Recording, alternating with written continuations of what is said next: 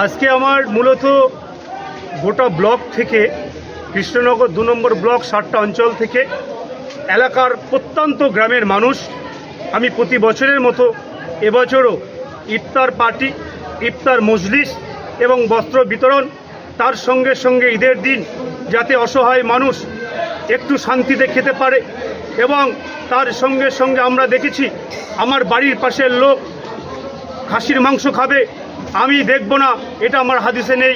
তাই আমি প্রতি বছরের মতো এবছরও গরিব মানুষ, অসহায় মানুষের জন্য বস্ত্র বিতরণ এবং কিছু অর্থ, তার সঙ্গে সঙ্গে ইফতার পার্টির আয়োজন করেছি। ইসলাম ধর্মে আছে, আমার খুব কষ্ট লাগে, হয়তোবা আমার থেকে অনেকে অর্থ বেশি আছে, তারপরে অনেকে এই ইসলাম ধর্মকে স্মরণ করে না।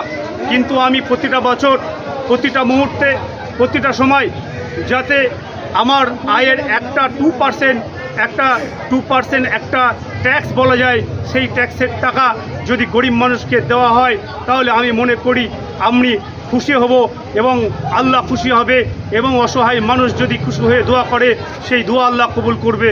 এই কারণেই প্রতি বছর আমি এই বিগত 9 বছর ধরে আমি 7 থেকে 800 মানুষের এইরকমভাবে কিছু অর্থ ওনাদের হাতে তুলে দেওয়ার চেষ্টা করি। বিগত বছরে আমি শুধু ইফতার পার্টি রেখেছিলাম এবং বস্ত্র বিতরণ রেখেছিলাম। এবছর আমার মাথা থেকে আসে এমন সময় যে না, অসহায় মানুষ যারা একটা বস্ত্রের জন্য 10 কিলোমিটার 15 কিলোমিটার দূর থেকে আসছে, তাদের জন্য আমায় অন্য চিন্তাভাবনা করার দরকার এবং আমি তাদের গাড়ি ভাড়া পর্যন্ত দিয়েছি।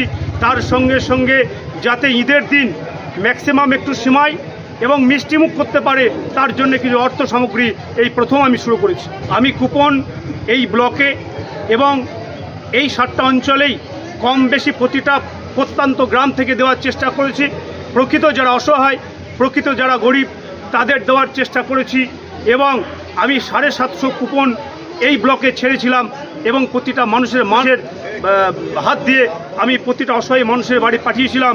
কিন্তু 750 পার হয়ে আমি লাস্টে ওনাদের কাছে ক্ষমা প্রার্থী হয়েছি যে অনেক লোক চলে এসছে 100-র উপরে, তাদের আমি অর্থ যে একটা ভালো শাড়ি যাতে কিনতে পারে তার জন্য 300 করে টাকা নগদ এবং ইফতার দিয়ে ওনাদের কাছ থেকে আমি ক্ষমা চেয়ে যে আপনারা এই টাকা দিয়ে বস্ত্র কিনে নেবেন। উপস্থিত ছিলেন সব ধর্মের মানুষ।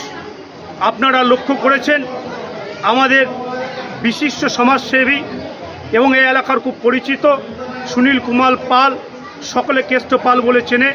উপস্থিত ছিলেন অ্যাডভোকেট শ্যামা সিংহ রায়, উনিও একজন বিশিষ্ট সমাজসেবী এবং এই ব্লকের খুব পরিচিত মানুষ। উপস্থিত ছিলেন আমাদের শিব শঙ্কর দত্ত, ধুবলিয়ায় বাড়ি, সকলে ডাকনাম টিঙ্কু বলে চেনে, উনিও বিশিষ্ট সমাজসেবী হিসাবে আমার খুব কাছের। তাই আমি ওনাদের এবং আরও বিশিষ্ট মৌলানা হাফেজ থেকে শুরু করে এই এলাকার এবং আমার গ্রামের বিশিষ্ট জনেরা সকলে উপস্থিত ছিলেন। গত বছর আমাকে এক সাংবাদিক বন্ধু জিজ্ঞেস করেছিলেন, গত বছর আমি 550 বস্ত্র বিতরণ সহ এবং ইফতার দিয়েছিলাম। উনি আমাকে জিজ্ঞেস করেছিলেন, আমি বলেছিলাম যে 700 থেকে 800 অসহায় মানুষের আমি দেওয়ার চেষ্টা করব, কিন্তু আমি চেষ্টা করেছি 750 হয়ে গেছে 950 এবং আগামী দিন এই রকম উৎফুল্ল, এই রকম মানুষের যদি স্বতঃস্ফূর্ত সারা ভালোবাসা থাকে, সকলে এসে পাশে দাঁড়ায়, সকল সমাজসেবী থেকে শুরু করে সাংবাদিক বন্ধুরা যেভাবে আমার পাশে দাঁড়িয়েছে আমাকে উৎসাহ দেওয়ার জন্য, আগামী দিন টার্গেট রাখবো 1 থেকে 1,500 অসহায় মানুষকে এই ব্লক না, এই ব্লকের বিভিন্ন প্রান্ত থেকে যারা প্রান্তিক অসহায় মানুষ আছে তাদের দেওয়ার চেষ্টা করব। মনসুর শেখ, ধুবলিয়া বর্তমান। মনসুরের এই উদ্যোগ এটাই প্রথম বছর নয়, এর আগেও মনসুর এইরকম অনুষ্ঠান করে আমরা আগেও উপস্থিত ছিলাম।